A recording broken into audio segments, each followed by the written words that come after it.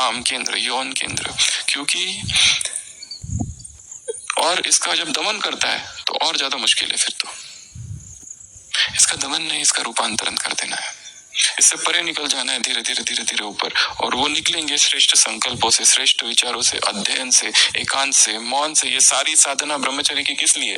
ब्रह्मचर्य कोई जबरदस्ती नहीं लाया जाता, जबरन नहीं लाया जा सकता, दबा कर नहीं लाया जा सकता। यही योगियों ने, तपस्वियों ने किया, इसको दबाने की कोशिश की तो वासनाएं तो प्रकट होती ही रहती है, होती ही रहती है। इसलिए तो इसको असंभव कहा है, ब्रह्मचर्य असंभव है। हाथी को कुचला जा सकता है, पर्वत को नीचे लाया जा सकता है, समुद्र को मैं पी लूं, पर ब्रह्मचर्य साधा नहीं जा सकता, क्योंकि ऐसा कोई भी नहीं है जो गिरा। इस सभी गिरे हैं कहीं ना कहीं, कभी ना कभी। ऐसे बहुत रेयर है जो पूर्व जन्म की तपस्या और वैराग से निरंतर इसमें स्थित है। तो ये मार्ग सप्रेशन का मार्ग नहीं है, दमन का मार्ग नहीं है, भागने का मार्ग नहीं है, घृणा का मार्ग नहीं है। ये स्त्री है, ये पुरुष है, मैं इससे दूर रहूंगा, ये स्त्री है, मैं इससे दूर रहूंगा।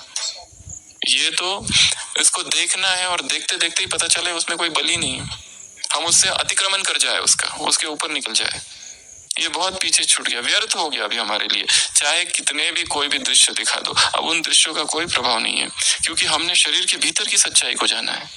इसलिए ये अभ्यास किस लिए?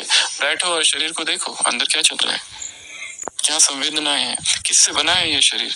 अपने ही देह से स्वयं को डिटैच करते जाना, तो दूसरों के देह का कहाँ आकर्षण रहेगा।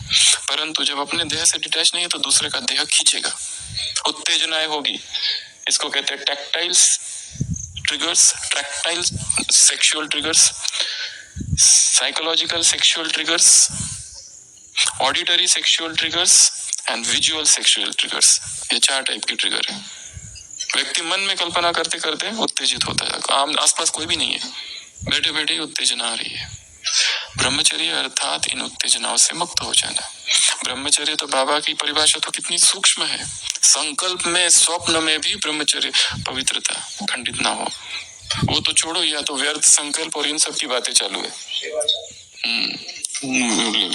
तो सबसे पहले कैसे मुक्त हो इससे, अभी दूसरा प्रश्न है। पहला काम इससे मुक्त होने की विजय, पहले एक्सेप्ट करो कि ये हो रहा है, अब मुझे इसका सामना करना है, इससे मुक्त होना है। दूसरा, इसमें जितनी भी मेथड्स आज तक संसार वालों ने सबने की है, अध्यात्म की, सब फेल है। एक ही मेथड काम करती है, अल्टीमेट है, वो है सरेंडर।